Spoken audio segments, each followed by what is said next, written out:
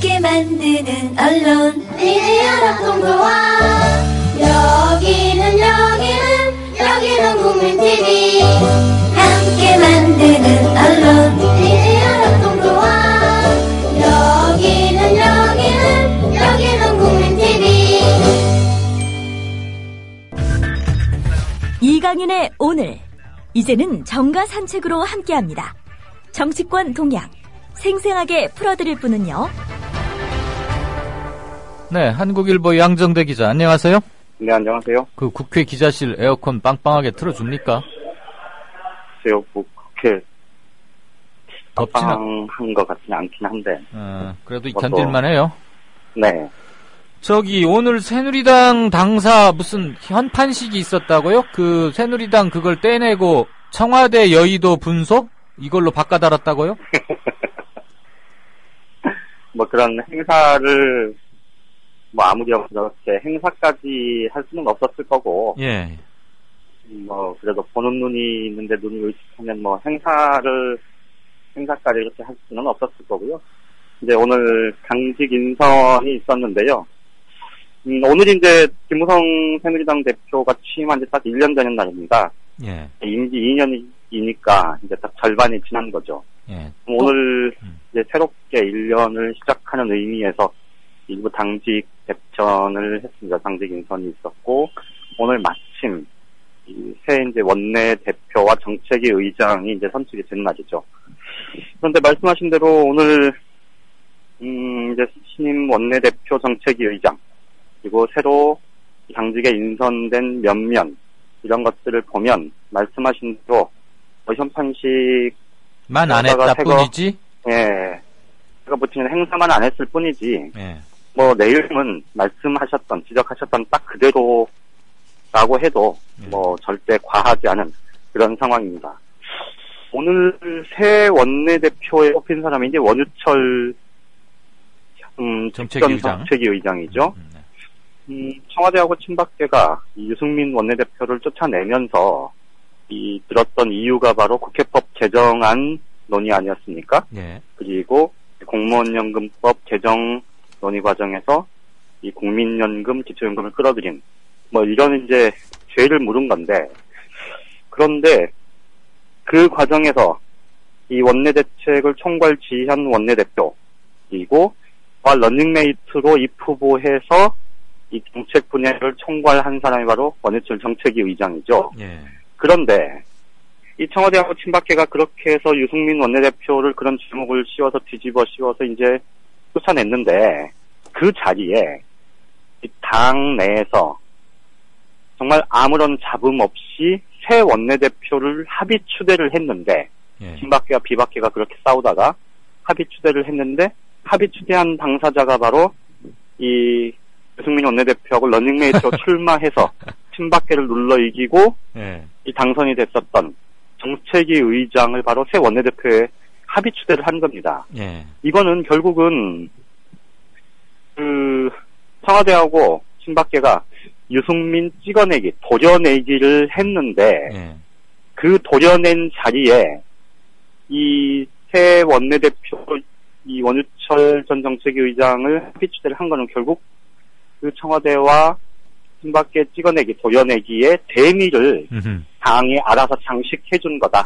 뭐 이렇게 볼 수 있지 않을까 싶습니다. 그러게 말이에요. 런닝메이트였던 사람을 그 자리로 올린다는 것은 유승민을 쫓아내는데 아무런 원칙도 뭣도 없었고 오로지 대통령 심기를 거슬렀다는 것. 그렇죠. 그러니까 어떻게 보면 제일 억울한 사람은 아마 이주영 의원일 겁니다. 예, 맞아요. 그러니까 유승민 전 원내대표가 조금 빨리 제발로 걸어 나갔으면, 예. 친박에서 좀 무리를 해서라도 이주영 의원을 원내대표로 앉히면서 상황을 좀 서둘러서 이 막을 생각이었을 텐데, 그렇지 않으면서 이제 뭐 상황이 좀 꼬인 거죠. 원유철 원내대표, 신임 원내대표, 오늘부터 뭐 원내대표가 됐는데, 뭐 되자마자 이런 얘기를 드리긴 좀 그렇긴 하지만, 예.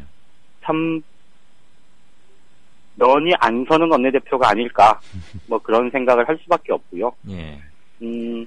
원칙으로는 추대를 해도 사양했어야 되는 거 아닙니까? 러닝메이트고 동일 티켓으로 됐으면 자기도 함께 물러나는 거고 맞는 거지. 그렇죠. 그게 사실 그건 초등학교에서 도의적으로 이거는 그러니까 어디 유치원생들한테 물어봐도 당연히 그래야 되는 거죠. 아이고, 참말. 그러니까 그걸 합의 추대한다는 발상 자체도 참 어처구니가 없고 그 합의 추대한다고 그 합의 추대를 덥석 받아서 원내대표가 되면서 취임 일성으로 삼권 분립도 중요하지만 당청 관계 중요하고 당정청이 한 몸이다.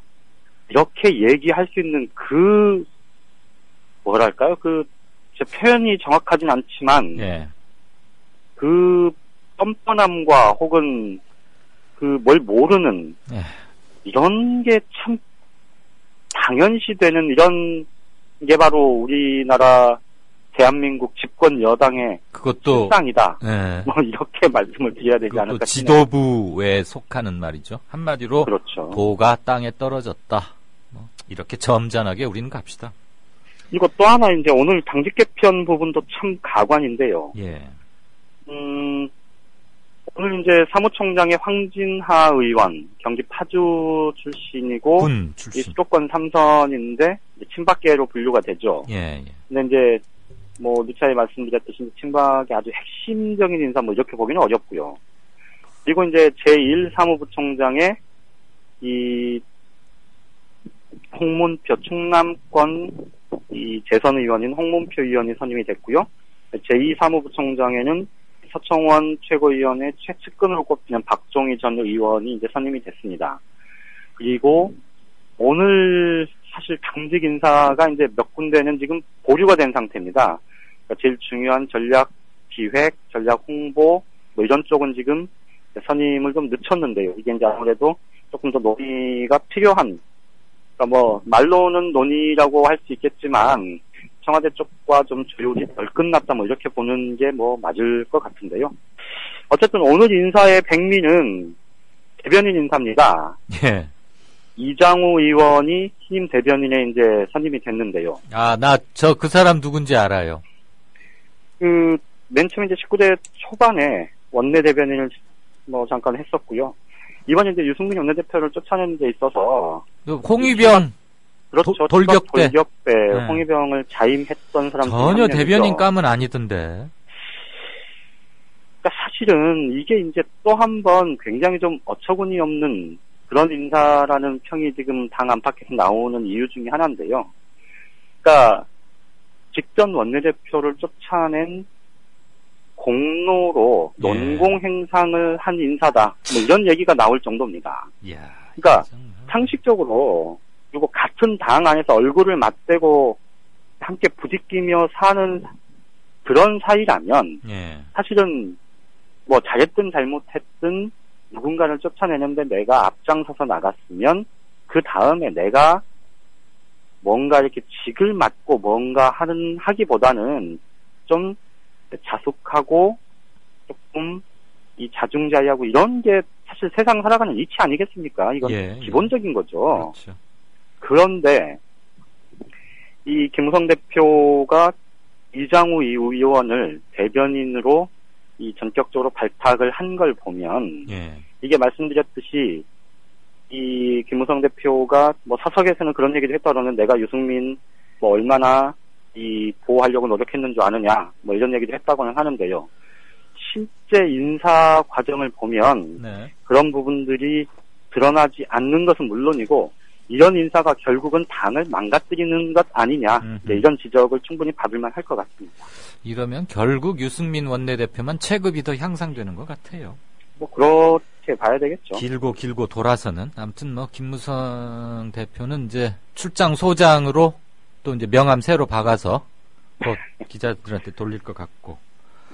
자, 국정원 이거 참 그렇습니다. 어떻게 원세훈 밑에 국정원은 오로지 하는 일이다 이런 거였답니까? 6억 원가량 주고 이탈리아 해킹팀인가 사왔는데 이거 국회에서 그냥 넘어갈 일 아니죠. 활동 시작했어요? 오늘 국회 정보위원회가 지금 현재 비공개로 진행이 되고 있습니다. 오후 2시부터 시작이 됐는데요. 아까 4시 한 반쯤에 여야 정보위 간사들이 나와서 이제 잠깐 브리핑을 했는데 브리핑 내용은 크게 두 가지입니다. 하나는 제가 따로 말씀드리지 않아도 뭐 충분히 이 청취자분들이 예상 가능한 내용, 그러니까 북한 동향입니다. 다소 그 현 정부 들어서서 특히 이명박 정부 이후에 이제 국회 정보위에 와서 국정원이 보고한 내용들이 이제 여야 간사를 통해서 흘러나오는 것들이 뭐 빠지지 않고 북한 관련 내용들이 들어가죠. 예. 오늘도 이제 현영철 수청 관련한 내용들이 좀 일부 있습니다. 아마 뭐 내일 아침 혹은 오늘 저녁 때부터 이제 뉴스에 꽤나 크게 나올 텐데 뭐 그런 이제 북한 관련 내용들이 좀 있었고요. 그다음에 말씀하셨던 이제 이 해킹 논란 관련해서 오늘 그 국정원에서 보고가 있었는데 보고 내용은 아주 단순합니다.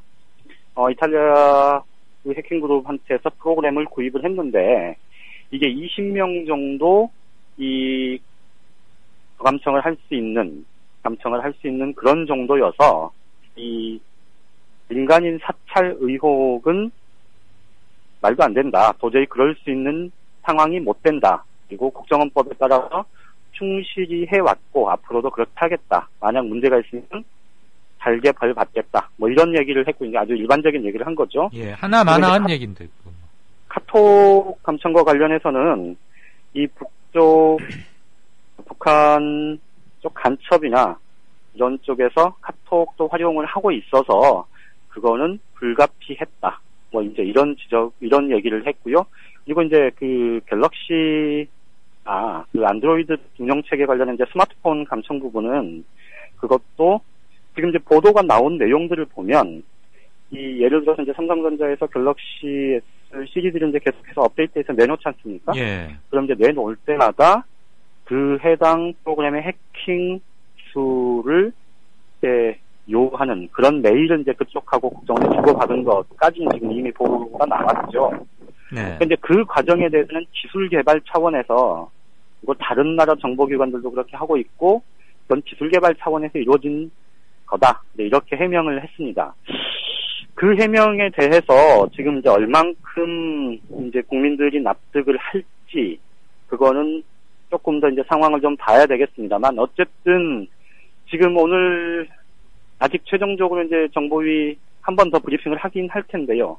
현재까지 나온 브리핑 내용을 보면 이 여당인 새누리당에서는 어쨌든 국정원의 설명, 해명 이런 것들로 충분히 뭐 그동안 이제 과다하게 보도됐던 내용들에 대한 의구심은 좀 해소가 됐다. 뭐 이런 입장인 것 같고요. 네. 대신 야당 새정치민주연합에서는 그렇게만 해서는 의혹 해소가 불가능하니 이 국정원 현장 조사를 하자 이렇게 제안을 했다고 하고요. 예. 여야가 국정원에서 그럼 현장 조사를 받아들였고 그래서 여야가 날짜를 잡아서 국정원 현장 조사를 하는 것까지 일단은 거기까지는 지금 얘기가 완전히 된 것 같습니다. 그런데 이제 더 중요한 건 이런 문제가 터져 나오면 어쨌든 우리 국정원이 그동안 이제 뭐 예전에 이제 중정 안기부 시절 그리고 최근에는 이제 국정원 그 2012년 대선 댓글 사건 뭐 이런 것들을 거치면서 이 국정원에 대한 신뢰, 국민적인 신뢰 자체가 지금 굉장히 추락해 있는 상황이어서 이런 논란이 불거지면 당장 이 사실 여부와는 무관하게 혹은 사실 여부가 충분히 확인되지 않았음에도 논란은 훨씬 더 커져갈 텐데. 그리고 사실로 일정 부분 믿는 경향은 더 강해지고요. 그렇죠. 그래서 그런 부분들을 해소를 하는 건 문제가 불거지면 한 번씩 와서 이 국정원이 와서 보고 한 번씩 하고 하는 걸로는 절대 해소될 수 없는 문제 아니겠습니까? 그리고 국정원 현장 내곡동에 가서 현장 조사 해봐야 뭐가 나오겠습니까? 그렇죠. 그래서 이게 이제 정말로 좀 논란이 될 만한 부분들이 하나씩 둘씩 확인이 앞으로 될 수도 있고 되지 않을 수도 있는데 어쨌든 이런 논란이 불거지는 것 자체가 사실은 우리 정보기관의 정치적 중립성 그리고 이 국내 정치 개입, 의혹 이런 부분들에 대한 국민적인 불신이 굉장히 커져 있는 상황 때문에 이게 일파만파로 번질 가능성이 굉장히 높은데 네. 어쨌든 이런 부분들을 좀 여당도 그렇고 야당도 그렇고 이 청와대나 이 권력 핵심부에서 이런 부분들을 좀 확실히 끊고 나가는 이런 좀 결단이 필요할 텐데 네네. 이게 여전히 갈 길이 멀지 않나 싶어서 좀 답답하기만 합니다. 호박에 줄 긋는다고 수박 되지 않습니다. 셀프 개혁 이런 말 나오니까 본질적 태생적 한계 이런 걸 극복하지 못하는 게 아닌가 그런 생각이 듭니다. 그렇죠. 네, 지금까지 한국일보 정치부의 양정대 차장과 정가 산책해봤습니다. 고맙습니다. 예, 고맙습니다. 국민라디오 팟캐스트 응원하는 가장 쉬운 방법 아시나요? 다운로드하기, 별점 주기, 댓글 달기, 구독하기. 국민라디오 팟캐스트 널리 알리는 가장 쉬운 방법. 다운로드하기, 별점 주기, 댓글 달기, 구독하기. 기억하세요. 다운로드하기, 별점 주기, 댓글 달기, 구독하기.